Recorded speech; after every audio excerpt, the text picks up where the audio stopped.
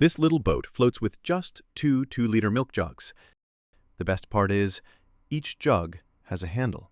That handle lets me slide a wooden plank right through, locking the bottles together. Pretty simple, but it works. To make it stronger, I designed a 3D printed connector that fits the curve of the handle.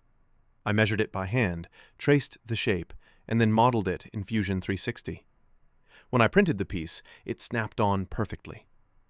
That felt like a small win. Now, with just one cross plank, the two bottles become a solid frame. I added a second plank going the other way, so together they make a cross. On the front of that frame, I put a GoPro for a low-angle shot.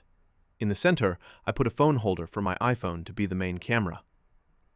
And suddenly, this thing turned into a real camera boat. But balance is always an issue, so I glued a pair of thin steel rulers to the back plank. Then I used a magnet to hold a heavy piece of metal that acts as a sliding counterweight.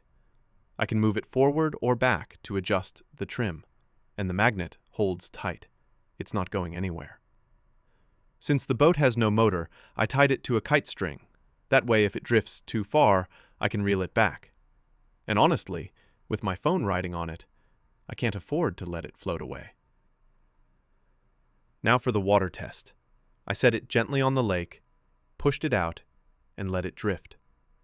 With the weight adjusted, it stayed steady and flat. Even with ripples in the water, it didn't tip. I pulled it back, sent it out again, over and over. Every time, it floated back nice and stable. And to be honest, I was nervous at first, but watching it hold steady gave me a lot of confidence.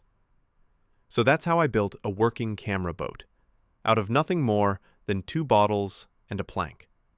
Cheap, simple, and it actually works.